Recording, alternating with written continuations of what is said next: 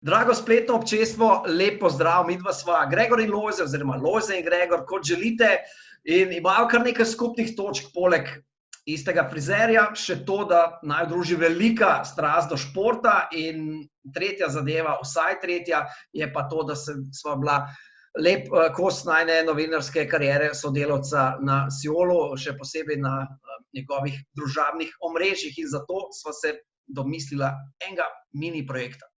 No, še ena stvar naj jo druži. Oba sva pred kratkim izdala novi knjigi, obe sta biografiji. Jaz sem napisal biografijo o Andreju Rebu, vozniku relija, torej alkoholistična dramatika, Lojze pa torej rokomet in pa Uroš Zorman. Lojze, koliko časa je trajala knjiga? Koliko časa si jo pisal? Ja, to je zanimivo vprašanje. Večplastno, no. Mislim, pisal sem nekako čistopis prvega poglavja sem naredil nekako lani poleti, ampak zbiranje gradiva se je pa začelo že bistveno prej, se je pa začelo 2018 poleti, ja, ravno na moj rojstni dan, sva se prvič dobila z Urošem na eni kavi in takrat pač je stekel prvi ta intervju od otroštva prek mladosti in naprej. Potem pa je nekako vzporedno je potekala ta linija pogovorov z njim, pa z vsemi sogovorniki, ki jih je v knjigi skupaj 48. Ja, ideja je bila moja.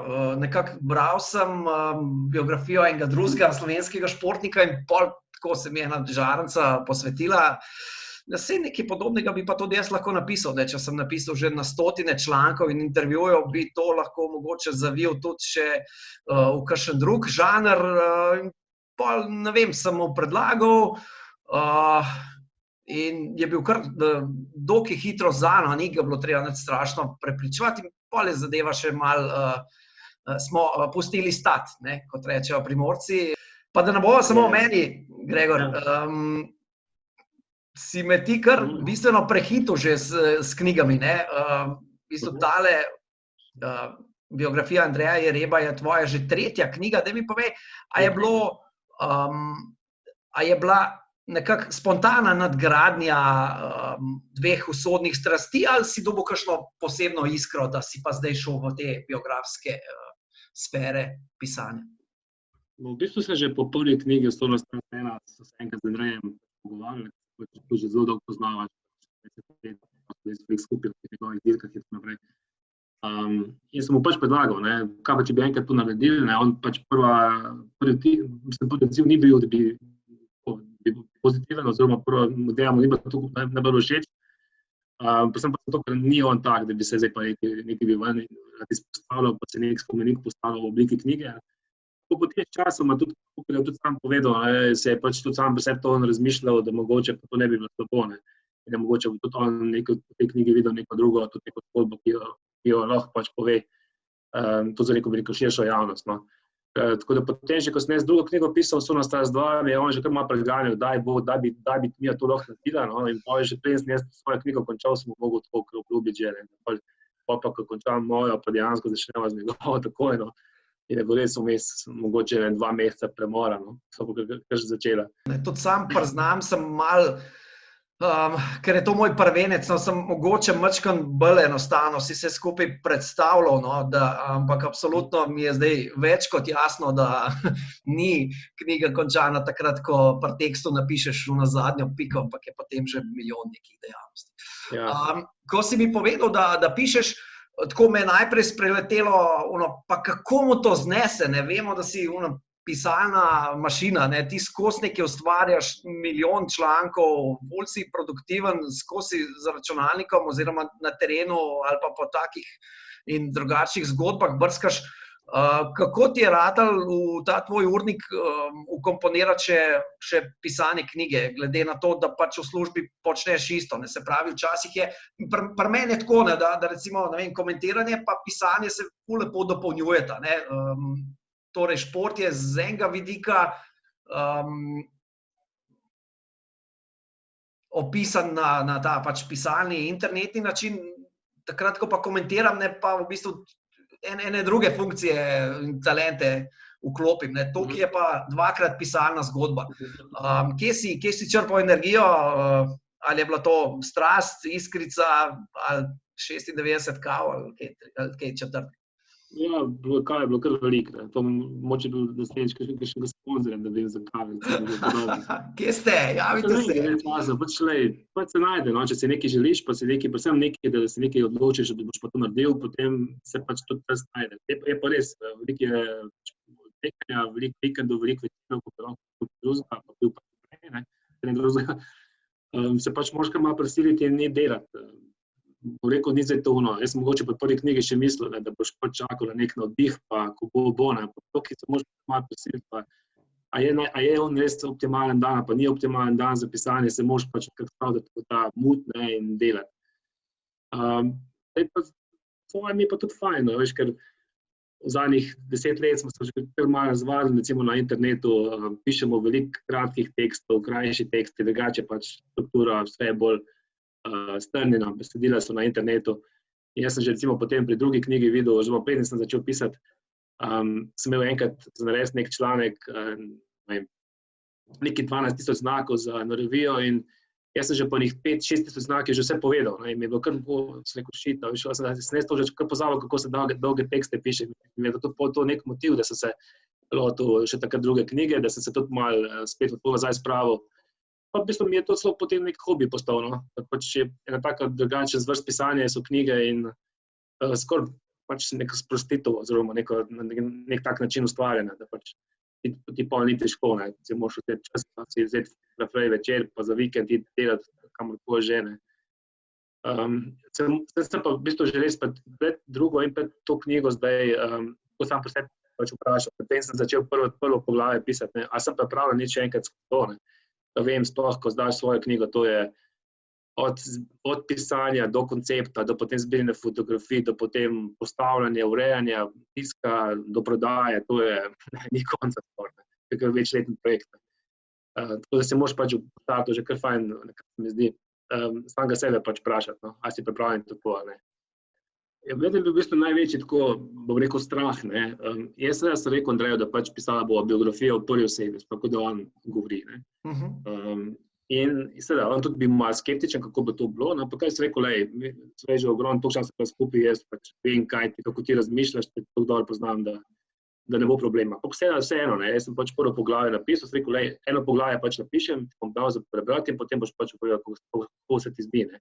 Ali se ti pač zdi, da to je nekak tvoj način povedi in tako naprej. In potem je bilo kar tako, ne, ko sem pač to napisal, meni je bil tekst super, ampak potem, ko sem pač to poslal, veš, v predogled, sem res tako, če sem bil živčen doma, ko sem čakal njegov mail nazaj, kaj bo rekel, ne. In potem, ko sem počutil, da je prišel njegov mail nazaj, sem ga tako ful strahom odprl, ne, kaj bo zdaj, kaj bo pisal, a bo rekel super, a bo rekel, veš, to ful ni to, ne, ker potem res ne vem, kaj bi naredil, ne. Daj še enkrat. Ja, pa ne vem, jaz ne bi mogel dosti drugače, ne. Ja. Ampak na srečo je bil pač ful zadovoljen, ful navdušen, tako da mi je ful leglo, pa je šlo pač naprej. To je bil sigurno en tak najtežji moment, ko smo delali to knjigo. Da mi malo povej o konceptu knjige, kako si zamislil, ali zadeva teče kronološko, ali imaš bolj kakšne štorije, zgodbice. Omenil si, da je v prvi osebi, ne vem, kaj pa ostalo, lahko nam kaj razkriješ? Ne, v bistvu, imel sem zelo željo, da ne bi bilo kronološko, to je bila moja glavna stvar, da ne sme biti, ker to, mislim, da to ne bi bilo zanimivo, ne. Je pač, zgodba se prepleta od njegove mladosti do seveda različnih pogledov, ki se pač skozi ta avtomobilski šport razvijajo. Tudi, da zgodba malo skače, malo naprej, malo nazaj, ampak pač, ko se pa ta bistvo to, da on seveda predvsem sledil tej želji, sanjam in da pač tudi, ko so bili nekaj slabši trenutki, ni odstopal od teh ambicij. Isto seveda vsebina prikazuje to, koliko je to en tak kompleksen šport, ekipni šport, koliko je to enih dejavnikov, ki vplivajo na vse skupaj. Zdaj, sam koncept je pa v bistvu tak, da seveda osnova je njegova pripoved, potem smo dali pa še vmes med poglavje, smo pa dali še, mislim, nekih 12-13 pogovorov z njegovimi starši, sestro, ženo, kakšnimi mehaniki, sponzorji, tudi recimo sosedi iz mladosti, ki so pač mogoče skozi nek svoj pogled ga opisali svoje izkušnje z njim, oziroma kako ga oni pač poznajo. Ta koncept z sogovorniki se mi pa ne zato, no, ker pač, ne vem, sem se tudi jaz odločil za njega, ampak se mi res zdi tako, da nekako približa to objektivnost. No. Torej, vsak sebe vidi skozi svoje očala. Ne. Se pravi, če imaš pa ti še neke druge, pa oni dodajo svoj delček neke te perspektive, se mi zdi, da pa to res poskuša izgraditi bolj neko tako objektivno sliko in še ful več nekih pogledov noter pripeljati. No. Zato mi je tako res ful v redu ta način mogoče pisanja, da si združil in dodal še teh 12 noter sogovornikov. Imaš tako razdeljene stvari, recimo, mislim, ločena Uroševa zgodba od sogovornikov, na kakšen način ste dali skupaj? Ne. V vsakem od teh 40 poglavij je najprej njegov pogled, pol pa še pogled sopotnika njegove kariere. Jaz sem isto mamo, sestro, torej prijatelje iz otroštva, soigralce, prvi trener v šoli, prvi trener v klubu, pa pol Kasim Kamenica, nekako njegov rokometni oče, pa še prej Robi Beguš, ki ga je imel v kadetskih časih in tako dalje. In pol pa prek teh še, ko se je on uspenjal v svoji karieri, vse selektorje imam zraven, tuje trenerje, recimo njegovi soigralci v Kielcah, pa v drugih klubih. Šla sva tudi z ženo na en road trip v Kielce in tam dobila Talanta Došabajeva, Agina Galdeja, Kšištofa Lijevskega. To je bila tudi taka zanimiva zadeva. V bistvu za 3 dni sva šla in v 3 dneh naredila 2000 kilometrov. Tako pri njemu sva videla tekmo, pogovarjala. Mislim, da sem takrat uspel nekih 8 zgodb narediti v enem vikendu, kar je rekord bil. No. Takrat sem bil še v fazi zbiranja. Oprosti, kaj si rekel? Ker se poznate tudi že prej z Urošem, mislim tako, tako službeno, ampak koliko ste se pač tako osebno poznala že prej? Ne?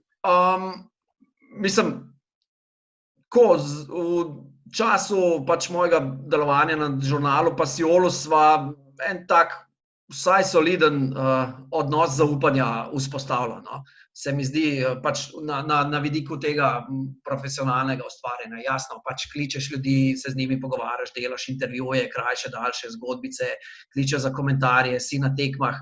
Se veš, pač ko, recimo, da si v enem športu, tako kot si, ne vem, v motošportu, sem bil jaz recimo neki rokometni insider, ki recimo poznaš stvari in ljudi. In tako nekako se mi zdi, da ti določeni akterji, če se trudiš in korektno pišeš, ustvarjaš, tudi začnejo zaupati. Nisva pa bila tako, vsak teden na kavi ali pa na telefonu. Tako da, ja, zdaj sem ga tudi jaz bistveno bolj spoznal in njega tudi osebnostno, kot tudi njega skozi perspektivo teh sogovornikov, ko so mi marsikjer aspekt mogoče odprli, ki ga prej nisem poznal ali pa se ga nisem tako zavedal. Pa recimo, ti si tudi, koliko si pa ti recimo težko najde nek čas za pisanje knjige, oziroma težko neko energijo predvsem. Vse čas se načeloma najde, sedaj smo tudi utrujeni po vse, ne? Ja, drži, sej zato se je zadeva malo bolj vlekla, mogoče kot pretepno, leto pa pol, 2, leto pa pol od tistega prvega intervjuja z Urošem oziroma prvega pogovora, ker preprosto, ne vem, se veš, pride večer, ko si čist izmozgan in si grem pogledati serijo, grem prebrati knjigo, grem otrokom pravljico prebrati, to je še bolj prioriteta kot tiste 2. In ne delaš nič, ne tipkaš. Ali pa preprosto malo ekstenzivno, ne vem, gledaš tekmo pa zraven tako počas malo pretipkavaš Kasima Kamenico in njegov 1,5 ure pogovora z njim v enem kafiču. Tako da, ja, se je bilo treba malo bolj tudi v rit brcniti, ne.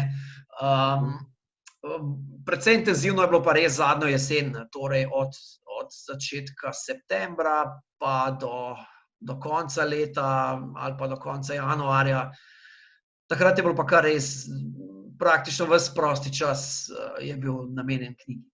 In to res 100 mailov, založbo, z Urošem, pogovori, tako ful neke komunikacije, zato sem še toliko bolj vesel, da je knjiga zunaj. v tej digitalni dobi se mi zdi res super, da nastajajo neki taki dokumenti in pričevanja zgodovine, ker pač knjiga je fizična stvar, knjiga ostane. Ne? Ja, saj imamo e-knjige, ampak preprosto, ne vem, vzameš v roke, napišeš posvetilo, tako nekomu daš, neki ful lep spomin in še posebej s tistimi fotkami, še neobjavljenimi ali pa redko videnimi, no, to zdi res ful super. In ne, mislim, to je v bistvu malo tudi fascinantno pri obeh knjigah, ker obe sta prvi za določen šport. Torej, Andrej Rep je prvi reli voznik na Slovenskem, ki je dobil svojo biografijo in Uroš Zorman po drugi strani isto prvi rokometaš. Stvari ostanejo. Ja, tako ne. Smo navajeni te instante vsebine na internetu, na raznih socialnih omrežjih, da to, kar leti mimo nas, Ja. Knjige pa res ostane. Meni je recimo film vse to, da imaš knjigo lahko recimo na policiji in pol vsake to čas tako malo vzameš, pa še eno poglavje prebereš, še odstavek, pa še odlomek, tako malo, veš, za gušt, čisto za užitek. In to smo tudi recimo bralci to veliko nekaj, da imajo to pač, preberejo enkrat, dvakrat knjigo, potem imajo pa res tako na policiji, pa da pol da je tako malo res za gušt vzamejo, pa malo prelistajo, pa malo kaj si preberejo. In to sem te mislil vprašati. Recimo, se spomniš, ko si začel prvo poglavje pisati, oziroma pač prvi tekst, si pisal čisto po vrsti, si pač malo mešano delo, ampak recimo, meni je najtežje začeti prvi tekst, ker pač nekako sem se zdaj s prvimi parmi stavki že kar malo nastaviš pol stil pisanja za celo knjigo. To je bilo pri tebi. Ni mi bilo tako težko začeti prvega poglavja, ampak je pa res, da nisem, moja želja je bila, da bi pisal po vrsti, ampak preprosto nisem mogel, ker takrat, ko sem začel pisati, še nisem imel v bistvu popolnoma vseh sogovornikov. Ene stvari so preprosto nastajale sprotno, ker zadeva je bila mačkam bolj taka mozaičarska, ker preprosto si rabil toliko ljudi. In tudi pač iz najprej mišljenih 40 sogovornikov se je zadeva, zato tako ima on ful širok krog nekih prijateljev, znancev, soigralcev in tega razširila na 48, ne, pa še koga bi lahko dodala, ampak preprosto enkrat je treba reči, lej, pika.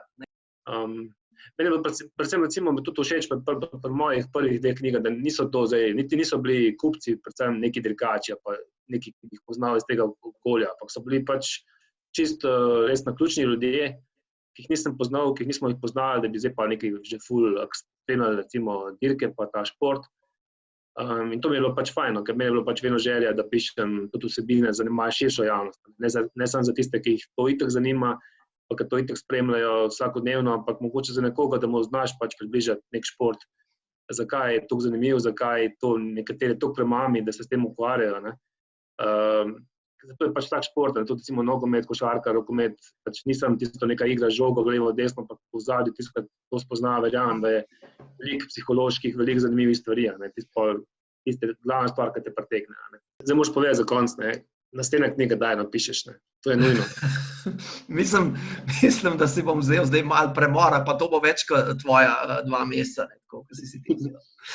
Tako da, zdaj bo mogoče čas za druge stvari, pa da sploh pride ta knjiga okrog, ker pa zdaj so spletni kanali in družabno omrežje itak edina opcija, da se to nekako razširi in po svoje pa se veš, vsaka stvar je tudi šansa, torej je pa to šansa, da ne vem, smo ali pa so domiselni ljudje, ki se s tem še bolj ukvarjajo kot jaz na teh kanalih, kako zdaj to predstaviti. In kolikor dajem stvari na Facebook in neke grafike in fotke in informacije in tako tudi številne objave medijev, ne vem, 15 medijev recimo v Sloveniji, pa tudi v tujini je pisal ali pa govoril o knjigi, tako je vse dobro sprejetne, tako da hvala lepa tudi za odziv, vesel sem tega feedbacka. Tako da, to je bilo to o temle, kako se reče, navzkrižnem intervjuju ali pa kvazi video podcastu o najinih biografijah. Hvala ti, Gregor, za tvoj cajt, z veseljem. Nič ne, berite. Naslednjega narediva se bo še tako slišala, pa tudi kaj vmesno, ko mogoče bo kaj pripravljena. Jaz imam pač plan čez 2 leti novo knjigo, tako da Deva. Tako da bom malo preganjal, no, da je še ti, kaj še. Okay. Nič, družba. Hvala lepa, da ste naju spremljali, pa klikajte in berite najine vsebine še naprej. Srečno, čau! Čau.